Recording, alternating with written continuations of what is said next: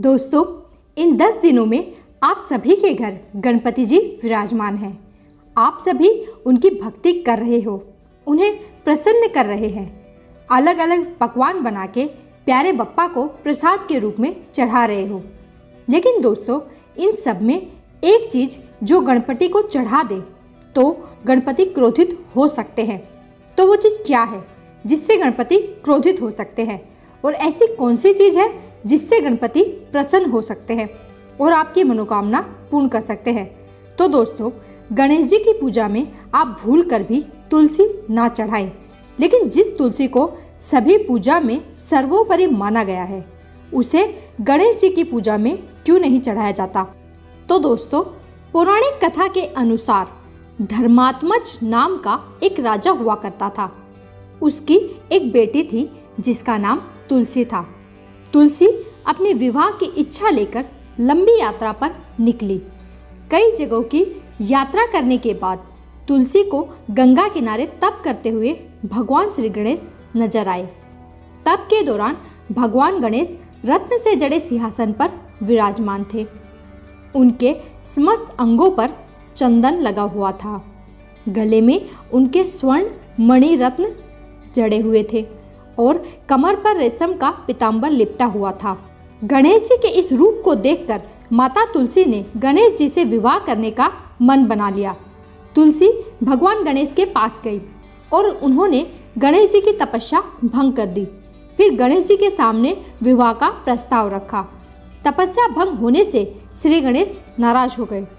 उन्होंने तुलसी के विवाह प्रस्ताव को ठुकराते हुए कहा कि मैं एक ब्रह्मचारी हूँ।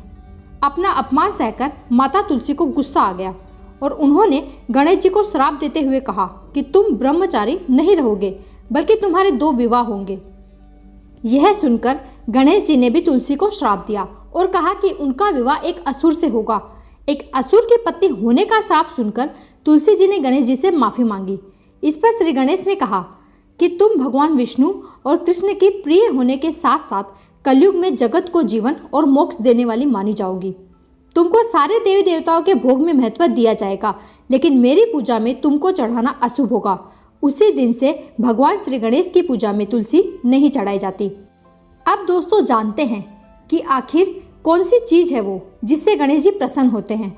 तो उस चीज़ का नाम है ध्रुवा। आखिर ध्रुवा गणेश जी की पूजा में चढ़ानी क्यों चाहिए और क्यों उससे गणेश जी प्रसन्न होते हैं? तो पौराणिक कथा के अनुसार एक बार अनलासुर नाम का एक राक्षस था। वह राक्षस साधुओं को जिंदा ही निगल लेता था, जिसके प्रकोप से चारों तरफ उस समय हाहाकार मचा था। फिर भी सभी साधुओं और संतों ने मिलकर भगवान श्री गणेश जी की प्रार्थना शुरू कर दी और अनलासुर के बारे में गणेश जी को बताया।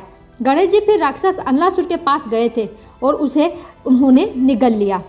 इसके बाद गणेश जी को सही से पाचन ना होने की वजह से बहुत तेज से पेट के अंदर जलन होने लगी।